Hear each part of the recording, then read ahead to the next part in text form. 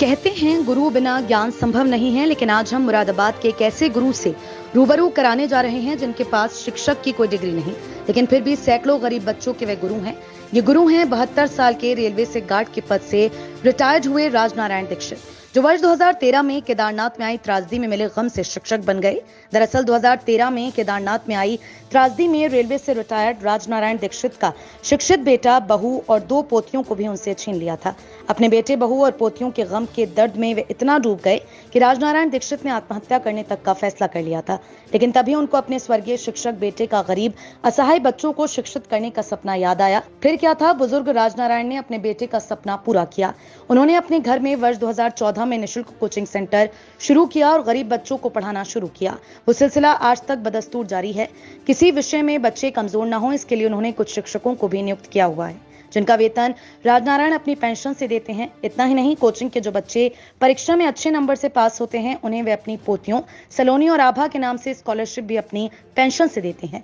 वहीं कोचिंग में पिछले कई सालों से निःशुल्क शिक्षा ले रहे बच्चों का कहना है कि अगर सर के द्वारा निःशुल्क कोचिंग चलाई जाती है, जिस विषय में हम कमजोर होते हैं, उस विषय को या तो सर पढ़ाते हैं या फिर सर उस विषय की टीचर की व्यवस्था अपनी पेंशन से कर देते हैं। मैं रमन सर निशुल्क कोचिंग सेंटर में पढ़ती हूँ। यहाँ मुझे 6-7 साल हो गए हैं पढ़ते हुए और यहाँ पे बहुत अच्छा पढ़ाया जाता है। अगर सर नहीं होते तो आज हम इतनी अच्छी शिक्षा नहीं ले पा रहे होते।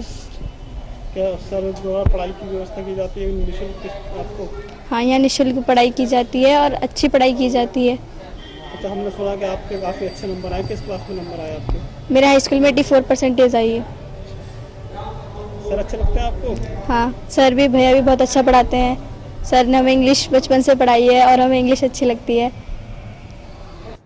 वहीं बेटे की याद में रिटायर्ड रेलवे कर्मी शिक्षक बने रामनारायण दीक्षित का कहना है कि कोचिंग में पढ़ने वाली बच्चियों में उनको इन बच्चों में अपनी पोतियां नजर आती हैं। उनका जीवन में अब यही एक सपना है, जब तक जिंदा रहूं गरीब बच्चों का जीवन शिक्षा से रोशन करता रहूं।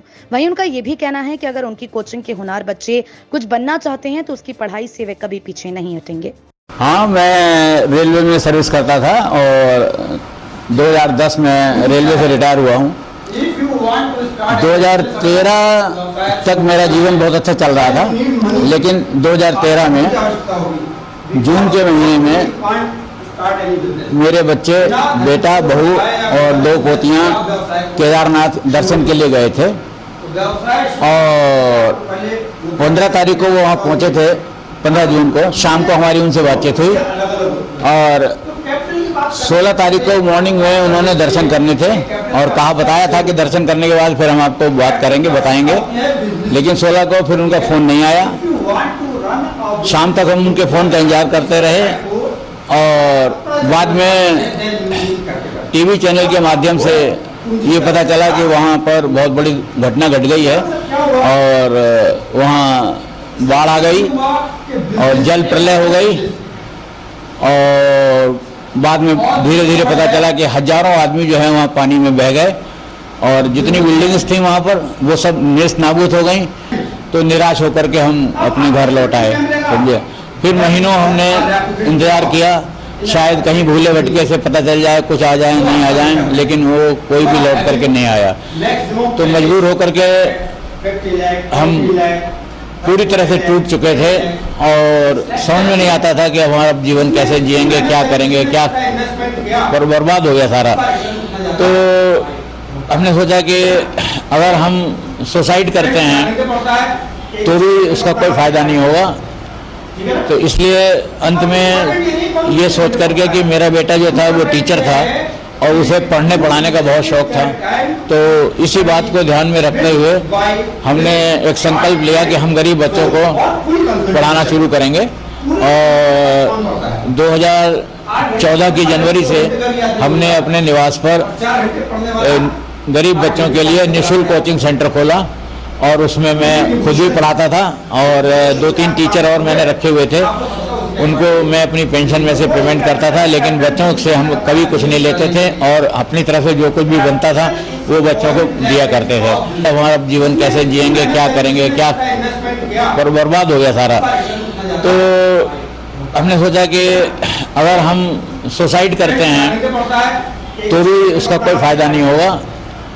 तो इसलिए अंत में ये सोच करके कि मेरा बेटा जो था वो टीचर था और उसे पढ़ने पढ़ाने का बहुत शौक था। तो इसी बात को ध्यान में रखते हुए हमने एक संकल्प लिया कि हम गरीब बच्चों को पढ़ाना शुरू करेंगे।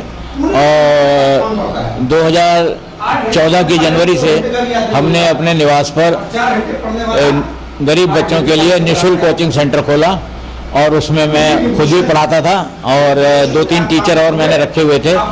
उनको मैं अपनी पेंशन में से पेमेंट करता था, लेकिन बच्चों से हम कभी कुछ नहीं लेते थे और अपनी तरफ से जो कुछ भी बनता था वो बच्चों को दिया करते थे।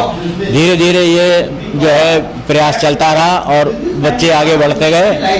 तो इस तरीके से 2014 में जो हमारे पास बच्चे पढ़ने आए थे वो आज हाई स्कूल और भी हाई स्कूल इंटर तक में आ गए हैं, समझे।